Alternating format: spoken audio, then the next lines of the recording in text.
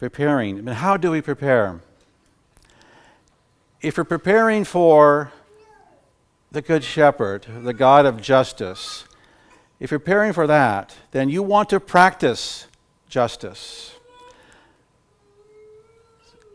God desires to give peace to all people. And so we should be practicing that peace now. I mean, there are people in our world today that are being oppressed and discriminated against, held down, and we have to give peace. We have to give justice. If you want to prepare for the good king, the just king, then practice peace now for all of those people that need peace now. Because then when God comes, when Jesus comes back, we want to be back and to show him, yes, that we are a peaceful people. We can show peace to each other. A very big theme, I think, also for Advent is justice and peace. And it's a peace that's not just an absence of violence. It's a peace that, given the dignity and respect to each other, to let them be who God created them to be. And how can they be that if they're being held down, oppressed? And so the peace that we want to give each other is a peace that allows them to be who God created them to be. That's the peace that we want to create now on this path that we're on in Advent season. But we are wounded. We are wounded souls. How can we move forward on this path when we feel like we can't move at all?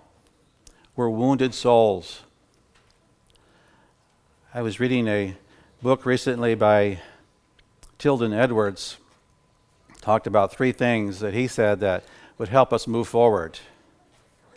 That's cleansing, alignment, and rest. And I got a confession to make right now.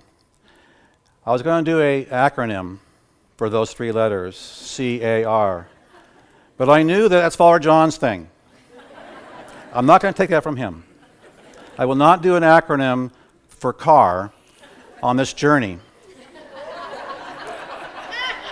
Cleansing, alignment, and rest. I'm not going to do an acronym, though.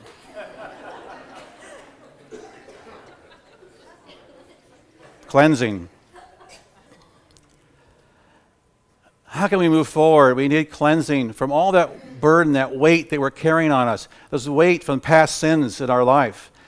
It's hard to move forward with that heavy weight on our shoulders. We need cleansing from the past sins. We need cleansing from all the hurt in the past that's holding us down.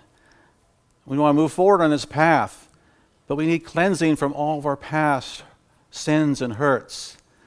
Then we can move forward. We need cleansing. We need alignment. We are disordered. Our body parts need to be aligned. If you think about a wounded person, alignment. We are disordered. We need order in our life, the order that we get from God. The order we come from joy, Jesus, others, and yourself last. That's the order that we need, the order that God gives us.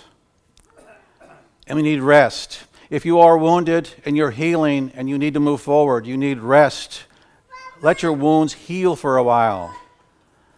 And how do you get rest? You get rest through disciplines such as prayer, fasting, meditation on Scripture and spiritual readings. We need rest to move forward.